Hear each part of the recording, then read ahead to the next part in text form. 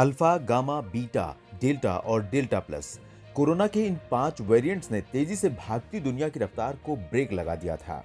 कई एहतियाती उपायों, हेल्थ इंफ्रास्ट्रक्चर में इंप्रूवमेंट और बड़े पैमाने पर टीकाकरण की मदद से दुनिया की इकोनॉमी धीरे धीरे पटरी पर लौटने लगी थी। लेकिन फिर से रूप बदलकर आए इस बहुरूपीय दुश्मन ने दुनिया को हिला दिया है। डर की वजह क्या है, आइए बताते हैं। दक्षिण अफ्रीका में कोरोना के मामले तेजी से बढ़ने लगे हैं।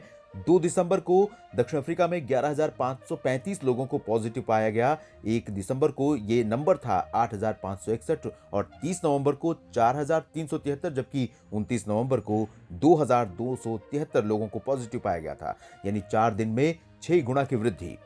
World Health Organization scientist Maria Van Kerkhove के मुताबिक ओमिक्रॉन के ज्यादा ट्रांसमिसेबल होने के बारे में तथ्य 1-2 दिन में हमारे सामने होंगे।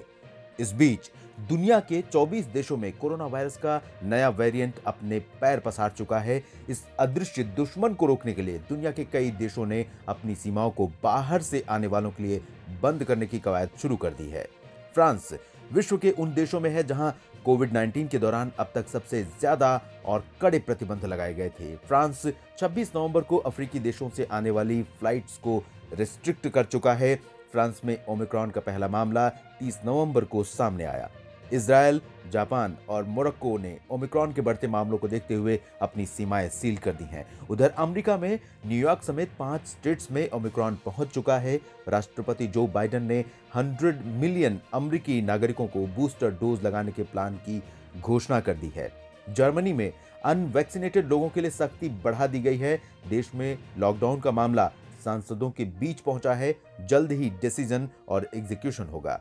Nepal will ban the entry of travelers who have been in 8 African countries और हांगकांग। भारत में भी अब तक कड़े प्रतिबंध लगाए गए हैं। क्या है प्रतिबंध, आइए जानते हैं। महाराष्ट्र में दक्षिण अफ्रीका, बोत्सवाना और जिम्बाब्वे जैसे हाई रिस्क वाले देश समेत सभी विदेशी यात्रियों के लिए RT-PCR टेस्ट एयरपोर्ट पर अनिवार्य और क्वारंटीन में भी रहना होगा। कर्नाटक में विदेशी यात्रियों का अराइवल के बाद RT-PCR टेस्ट अनिवार्य कर दिया गया है। 7 दिनों के लिए होम क्वारंटीन भी जरूरी है। यूपी के लखनऊ में 2 रेलवे स्टेशन चिन्हित किए गए हैं और भीड़ भाड़ वाले इलाकों से भी सैंपल कलेक्शन किया जा रहा है। बाहर से आने वालों का ब्यौरा रखा जा रहा है। मेघालय में अफ्रीका और यूरोप से आने वालों का RT-PCR टेस्ट मैंडेटरी किया गया है। भारत के अन्य राज्यों में भी सख्ती बढ़ा दी गई है। इन स्थितियों के बीच लोग आशंकित हैं कि क्या भारत या दुनिया में लॉकडाउन वापस लौट रहा है। WHO ने ओमिक्रॉन के खतरे को देखते हुए एशिया पैसिफिक को पूरी तरह से तैयार रहने को कहा है। इसमें हेल्थ केयर फैसिलिटी को बढ़ाना और सभी लोगों को फुली वैक्सीनेटेड करना शामिल है। भारत में अब तक 125 करोड़ टीके लगाए जा चुके हैं।